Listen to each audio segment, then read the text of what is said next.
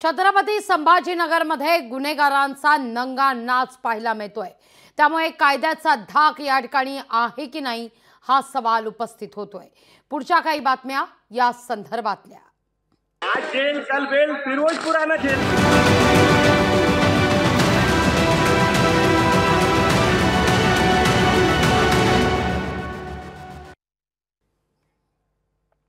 छत्रपती संभाजीनगरच्या धमकी देणाऱ्या गुन्हेगारांना अटक कधी हा सवाल आता उपस्थित होतोय। हर्सुल पोलीस धमकी देणाऱ्यांवर कारवाई का करत नाहीयेत हा सुद्धा मुद्दा आहे। हर्सुल पोलिसांवर कोणाचा दबाव आहे का हा सवाल उपस्थित होतोय। पीडित मुलीच्या कुटुंबाला धमकी देणारे मोकाट कसे हा महत्त्वाचा सवाल आहे। छत्रपती संभाजीनगरच्या सामान्य कुटुंबाला कोणी वाली नाहीये का हा मुद्दा आता उपस्थित करण्यात आलेला आहे।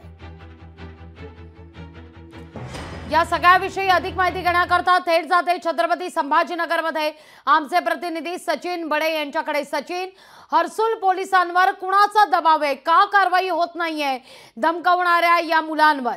पीडित मुलीच्या कुटुंबाला धमकी देणारे अद्याप मोकाट कसे आहेत? लोकशाही मराठी या पीडितेच्या घरी पोहोचलेलं होतं। त्या लोकशाही मराठीच्या माध्यमातून त्यांच्या भावना ज्या आहेत त्या आपण महाराष्ट्रासमोर मांडल्या आणि त्यानंतर आता त्यांना कुठेतरी न्याय मिळेल ही अपेक्षा ते व्यक्त करतायत। या ठिकाणी भाजपच्या आमदार मेघना बोर्डीकर या सुद्धा आलेल्या होत्या। त्यांनी सुद्धा परिवाराचं सांत्वन केलेलं आहे आणि परिवाराला आश्वासन दिलंय की तुम्हाला न्याय मिळवून देण्यासाठी मी प्रयत्न करेल। त्यांनी या ठिकाणी एसआरडी डीसीपी यांना सुद्धा त्यांनी फोन केलेला आहे आणि काही सूचना देखील त्यांनी केलेल्या आहेत। कारण ज्या पद्धतीनं आरोपींनी धमकी दिलेली होती त्या धमकी संदर्भातही त्या आरोपीला ताब्यात घेण्यात आलेला आहे आणि त्यासोबतच या सविस्तर प्रकरणावर सखोल चौकशी देखील सुरू आहे। मी आता हर्सुल पोलीस ठाण्याच्या समोर उभा आहे। त्या ठिकाणी असणाऱ्या पोलीस निरीक्षक त्या व्हीआयपी मुवमेंटच्या कर्तव्यावर असल्याची माहिती जी आहे त्यांनी दिलेली आहे। आपण त्यांच्याशी संवाद साधला होता त्यावेळेस माहिती ही मिळालेली आहे की ती व्हीआयपी मुवमेंट मध्ये त्या व्यस्त असल्या कारणाने त्यांना या ठिकाणी येता येत नाहीये। तर त्यांनी असंही सांगितलंय की या संदर्भात मला बोलता येणार की नाही याविषयी मी वरिष्ठांशी संपूर्ण माहिती घेऊन सांगेल, मात्र त्याला बराच वेळ लागू शकतो।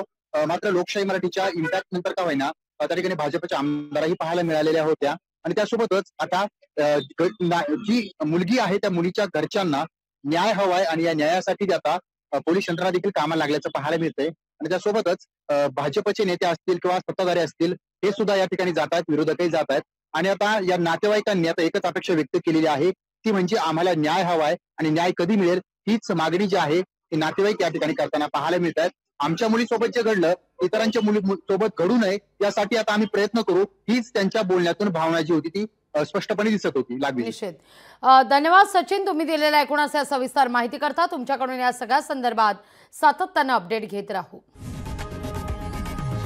लोकशाही मराठी ऐका, पहा, जागरूक रहा।